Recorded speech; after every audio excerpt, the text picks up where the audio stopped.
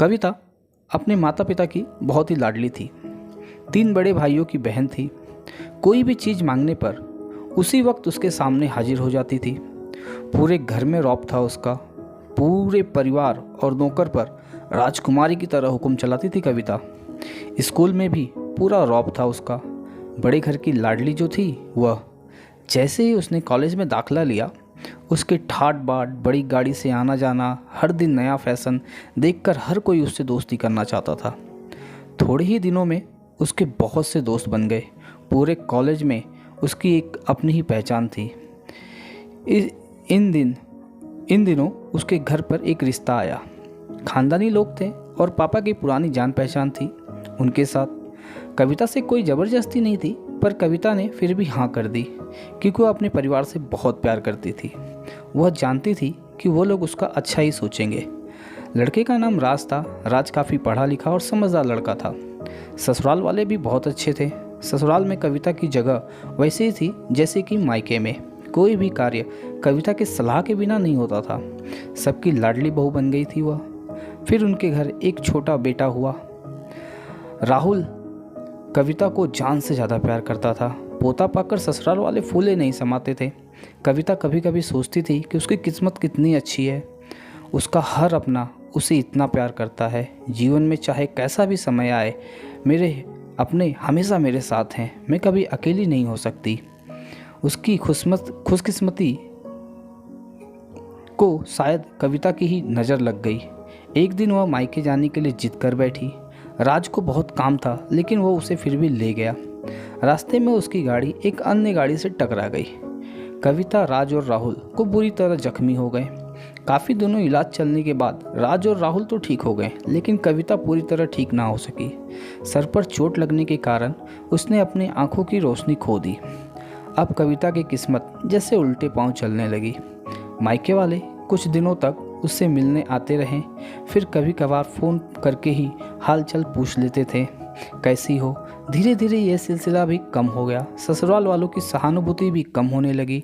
घर में किसी को पास बैठने के लिए कहती तो जवाब मिलता, बहुत काम है, अब तुम भी हाथ नहीं बटा सकती। राज भी चिड़चिड़ा हो गया था। बस राहुल ही था उसके साथ, जिसके साथ वो हंसते खेलते अपना वक्त गुजारती थी। एक दिन कविता के हाथ से कुछ सामान गिरा, जिसकी वजह से राहुल को हल्की सी चोट लग गई। कविता के सास ससुर ने राहुल को उससे अलग कर दिया कि कहीं उसके ना देख पाने की वजह से बच्चे को नुकसान ना हो जाए। कविता अंदर से टूट चुकी थी। एक दिन उसने सबके सामने मायके जाने की इच्छा रखी तो राज उसे तुरंत मायके छोड़ आया, जैसे कि वो वही चाहता था। लेकिन राहुल को उसके साथ नहीं भेजा गया।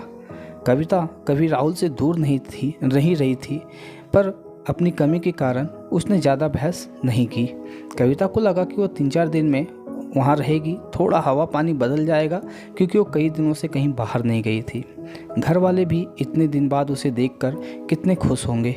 कविता अपने घर पहुँचती है तो सब लोग उसे देखकर खुश होते हैं। खाने के लिए भी इस कविता की ही पसंद की चीज़ें बनाई जाती हैं। उसने अपने मम्मी पापा और भाई भाभीयों से दिल खोल कर बातें की। उसके छोटे छोटे बच्चे जो बुआ बुआ करके उसके साथ घुल मिल गए। रात को सोते वक्त जब वो कपड़े बदलने लगी तो उसे पता चला कि उसका बैग तो बहुत ज़्यादा भरा हुआ है।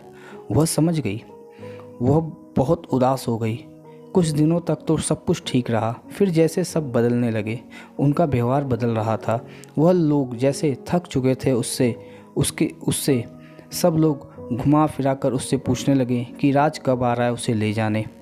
वह बहाना बना देती, जबकि वह जानती थी कि उस घर में अब उसके लिए कोई जगह नहीं है। कविता से चलते वक्त कुछ न कुछ नुकसान हो जाता। थोड़ी बहुत टोका टाकी उसे सुनाई देती, पर वह टाल देती। एक दिन उसके हाथ से लगकर एक कीमती फूलदान टूट गया। छोटी भाभी ने बहुत हंगामा मचाया। कविता के माता पिता रोज रोज के इस झमेले से तंग आ गए थे। उन्होंने राज को खुद फ़ोन कर दिया। राज कविता को अपने घर ले गया। कविता को अपने घर वालों से ये उम्मीद ना थी कि जिस कविता के कहे बिना उस घर में एक पत्ता तक नहीं हिलता था, आज उस घर के लिए अब वो एक बोझ बन चुकी थी। राज के साथ ससुराल आते वक्त वो बहुत खुश थी क्योंकि वह अपने घर जा रही थी अपने जिगर के टुकड़े राहुल के साथ।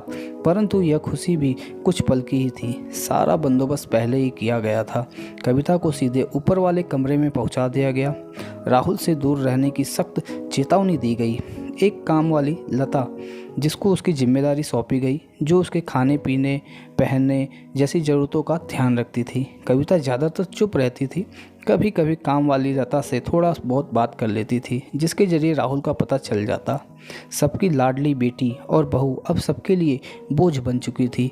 दोस्तों, कहानी कैसी लगी आपको मुझे कमेंट करके बताइएगा और वीडियो को लाइक ज़रूर कर दीजिएगा। तो मिलते हैं आपसे अगली कहानी में, तब तक के लिए आप अपना ख्याल रखिए।